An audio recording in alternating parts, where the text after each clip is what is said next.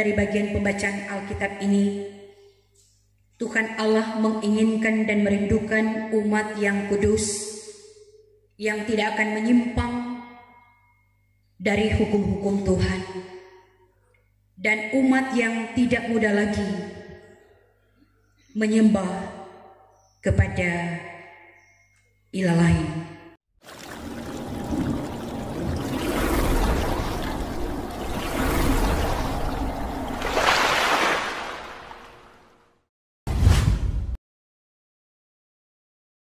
Jemaat yang diberkati oleh Tuhan, salam sejahtera bagi kita sekalian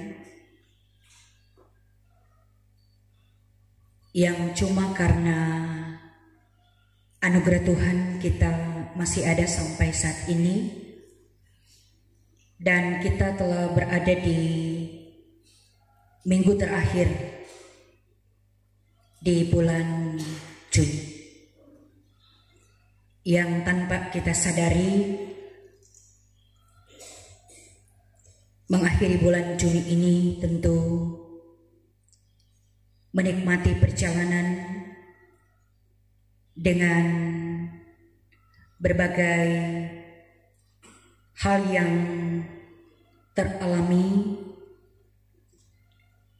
yang sebenarnya hendak menuntun dan mengingatkan serta menyadarkan setiap kita bahwa hidup kita ini ada di dalam kendali Tuhan. Nah, minggu yang kelima ini sebagai warga gereja kita dituntun melalui kitab Ulangan pasal 4 ayat 1 sampai ayat 14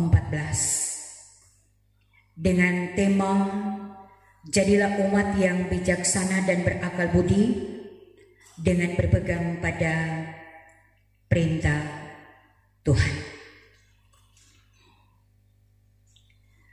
Melalui perikop ini kita dituntun bagaimana kehidupan umat Israel ketika mereka berada di padang gurun. Dan perikop ini adalah pidato Musa yang mana hendak memperlengkapi umat Tuhan, dipersiapkan untuk memasuki suasana dan tempat yang baru, yang mana untuk generasi pertama semua mereka mati. Dan ini persiapan untuk generasi yang kedua yang tentu kita diingatkan yang tinggal ada, yaitu Yosua dan Kaleb. Generasi yang baru ini, karena tentu juga kita diingatkan Musa dia tidak diizinkan oleh Tuhan untuk memasuki tanah Kanaan, tanah perjanjian, hanya dari jarak jauh saja dia melihat. Dan apa nasihat yang diberikan oleh Musa? Karena memang Musa sangat tahu karakter daripada umat Israel yang mudah berubah, sehingga perikop ini syarat dengan nasihat. Musa ingin supaya umat Israel mereka menjadi umat yang bijaksana, berakal budi, karena mereka tetap berpegang pada perintah dan peraturan Tuhan. Diawali dengan dengarkan seruan Tuhan yang di dalamnya memuat tentang berkat. Ingat, dalam arti jangan melupakan, karena secara langsung dulunya umat Tuhan melihat tentang peristiwa-peristiwa kuasa Tuhan yang sangat nyata. Jadi ada 3 hal: dengarkan, jangan melupakan, dan lakukan. Lakukan peraturan, lakukan perintah, peraturan, dan ketetapan Tuhan yang memuat tentang 10 hukum Tuhan.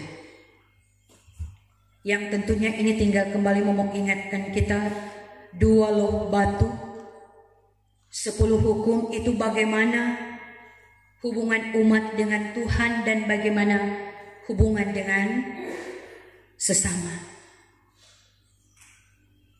Ketika umat mereka hidup dalam kebijaksanaan dan berakal budi dan berpegang pada hukum Tuhan, maka pasti mereka akan menikmati kehidupan yang penuh dengan kesejahteraan dan keberkatan. Ini sebenarnya adalah inti dari bagian pembacaan kita melalui kitab Ulangan pasal 4 ayat 1 sampai 14, bagaimana Musa kembali mau mengingatkan tapi juga memuat dengan nasihat-nasihat supaya umat Israel ini adalah bangsa yang besar, umat kepunyaan Tuhan yang memang disaksikan oleh bangsa-bangsa lain, sehingga akan datang pada satu pengakuan bahwa Allah yang disembah oleh bangsa Israel adalah Allah yang dahsyat. Bahkan tidak ada Allah lain, karena Allah Israel adalah Allah yang adil. Dan juga dari bagian pembacaan Alkitab ini, Tuhan Allah menginginkan dan merindukan umat yang kudus, yang tidak akan menyimpang dari hukum-hukum Tuhan, dan umat yang tidak mudah lagi menyembah kepada ilah lain atau berhala-berhala. Saudara-saudaraku yang kekasih dalam Tuhan, melalui pembacaan kitab ini yang tentu mengingatkan kita yang sedang dalam pengembaraan, sedang dalam menikmati perjalanan. Kita pun menyadari bahwa setiap kita sangat membutuhkan bekal. Kita selalu diperlengkapi dan memperlengkapi diri karena melalui juga pembacaan kita pada minggu yang lalu, pedoman atau pegangan hidup kita adalah kitab suci.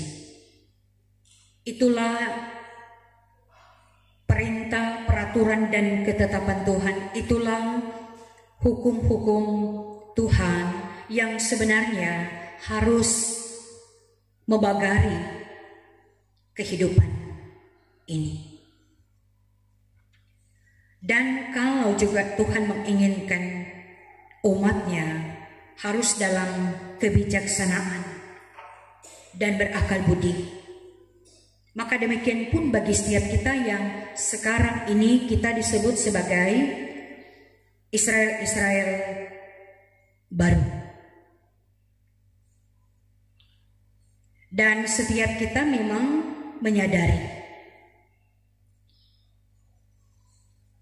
yang mana kitab suci, hukum-hukum Tuhan itu adalah alat kontrol yang selalu mengawasi kita agar supaya kita jangan mudah berubah, berpaling, apalagi meninggalkan Tuhan. Karena kita sedang berada dalam ancaman, bukan ancaman yang biasa-biasa, saudara. Tapi kalau mau dikatakan, kita berada dalam ancaman yang sangat besar kalau kita tidak memiliki pegangan hidup. Memang kita percaya bahwa firman Tuhan itu punya kuasa. Tapi bukan hanya juga percaya, itu perlu proses. Yang mana bagaimana kita harus membangun persekutuan dengan Tuhan.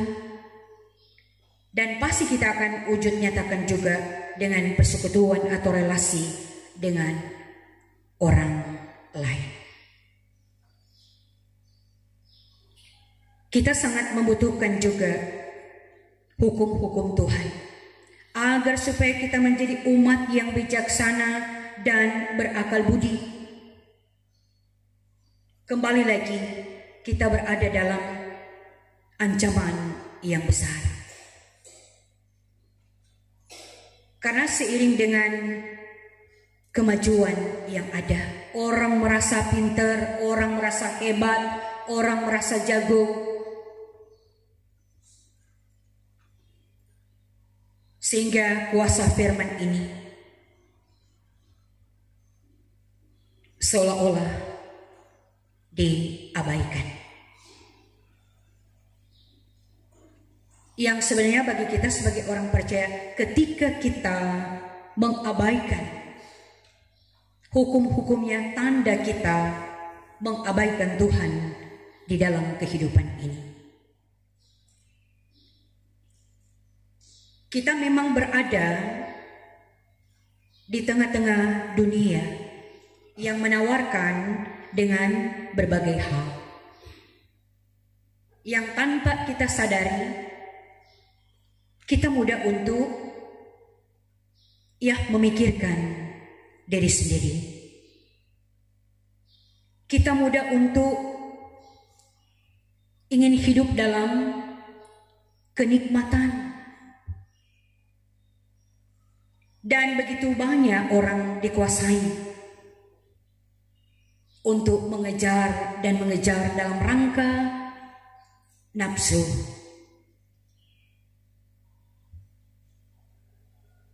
Sehingga tanpa kita sadari, kita telah berpaling dan kita mengabaikan peraturan dan ketetapan Tuhan. Ada banyak hal yang tanpa kita sadari, kita mengabaikan peraturan-peraturan Tuhan. Sehingga apakah yang kita dapati dalam kehidupan ini?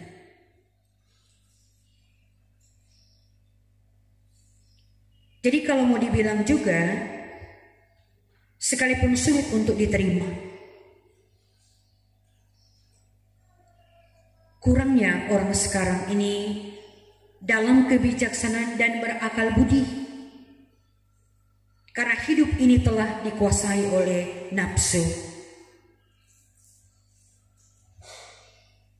Tetapi orang percaya kalau dia memiliki kebijaksanaan Tuhan, pasti dia akan dikagumi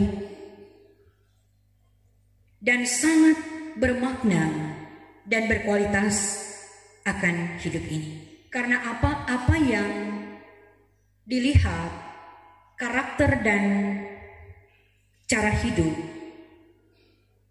dia tidak menunjukkan siapa dia, tetapi tergambar hidup dalam kebijaksanaan, hidup dalam kendali Tuhan.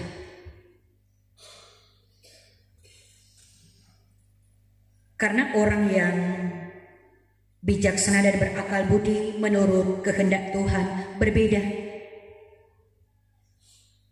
dengan orang yang bijaksana dan berakal budi menurut dunia. Tapi yang muncul sekarang ini, banyak orang mengagumi orang karena memiliki gelar, kedudukan, kehormatan, kekayaan. Tapi ingat, orang yang hidup dalam kebijaksanaan, berakal budi menurut Tuhan, tetap dia eksis.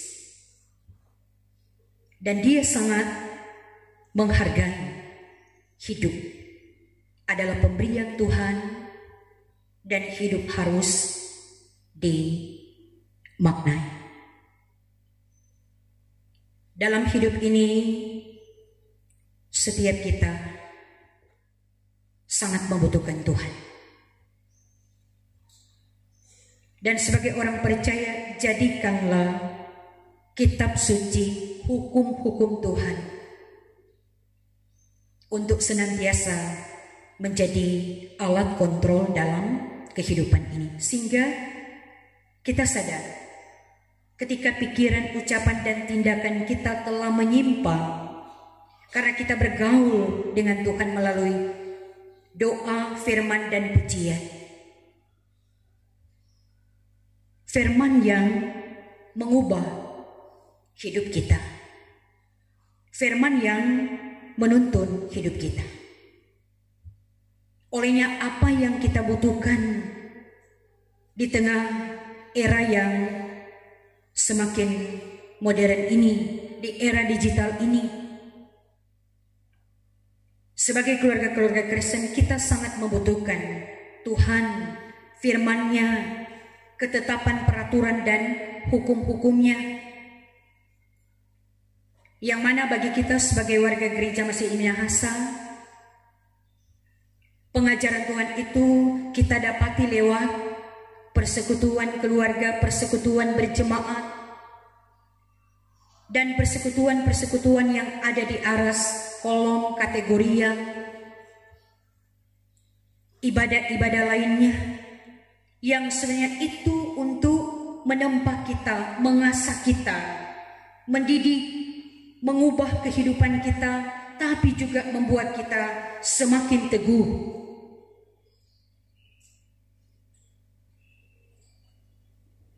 Akan ada arti ketika pengajaran Tuhan yang setiap hari itu diperdengarkan dalam kehidupan kita, tidak hanya didengar, tetapi apa yang dikatakan oleh Musa,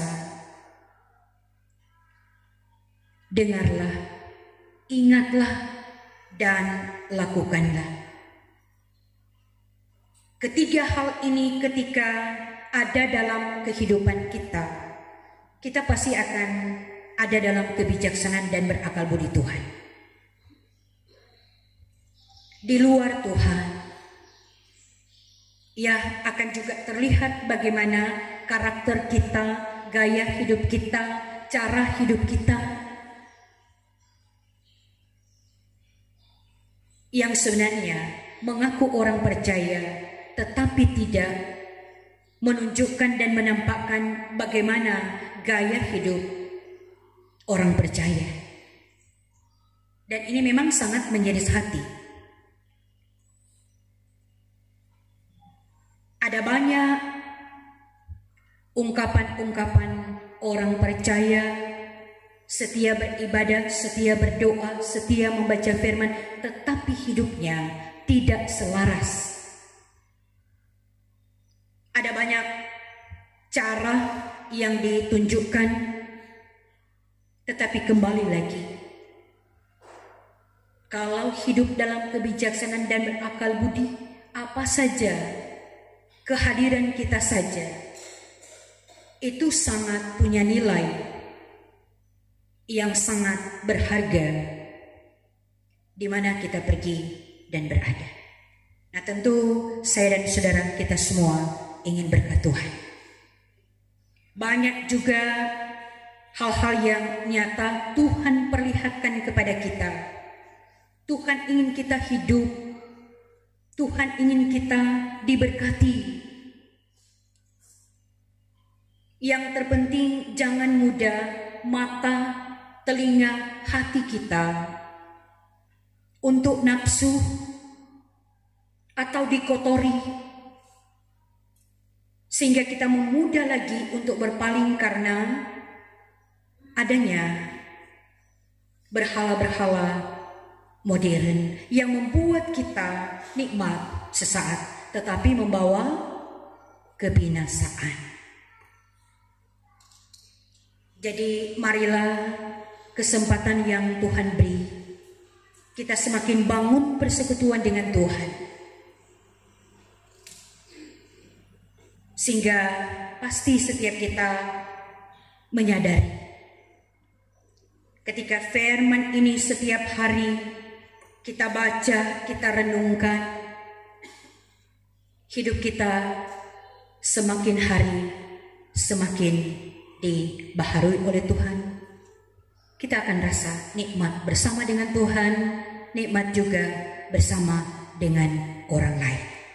Tuhan memberkati kita sekalian. Amin.